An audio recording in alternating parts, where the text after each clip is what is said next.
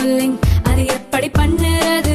காலையில் எழுந்ததும் எதுவும் சாப்பிடாமல் இதயம் வளத்தை வாயில ஊத்தி நல்லா கொப்பளிக்கணும், அப்புறம் அதை துப்பிடணும். இதுதான் ஆயில் புல்லிங்.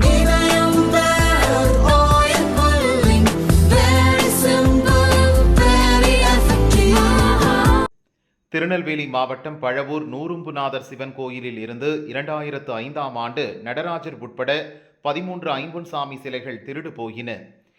இதில் 6 சிலைகள் விருதுநகர் ஆலப்பட்டியில் 2008இல் கண்டுபிடிக்கப்பட்டன.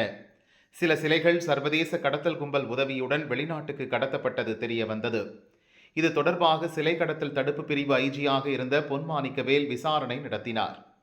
சிலைகள் திருட்டு தொடர்பாக சிலை கடத்தல் தடுப்பு பிரிவு டிஎஸ்பியாக இருந்த காதர் பாட்ஷா உள்ளிட்டோர் மீது 2017இல் வழக்கு பதியப்பட்டது. சிலைகள் கடத்தலுக்கு துணையாக இருந்ததாகவும் கடத்தல்காரர்களை தப்பிக்க வைக்க முயற்சித்ததாகவும் அவர்கள் மீது குற்றம் சாட்டப்பட்டது. காதர் பாட்ஷா உள்ளிட்டோர் கைது செய்யப்பட்டனர். தம்மை கைது செய்தது சட்டவிரோதமானது என கூறி ஐஜி பொன்மாணிக்கவேலுக்கு எதிராக காதர் பாட்ஷா சென்னை ஹைகோர்ட்டில் அவமதிப்பு வழக்கு தொடர்ந்தார். ஆனால் அந்த வழக்கை ஹைகோர்ட் டிஸ்மிஸ் செய்தது. இதை எதிர்த்து சுப்ரீம் கோர்ட்டுக்கு போனார் காதர் பாட்ஷா. இந்த வழக்கை இன்று விசாரித்த சுப்ரீம் கோர்ட் தலைமை நீதிபதி அமர்வு மனுவை தள்ளுபடி செய்து உத்தரவிட்டது.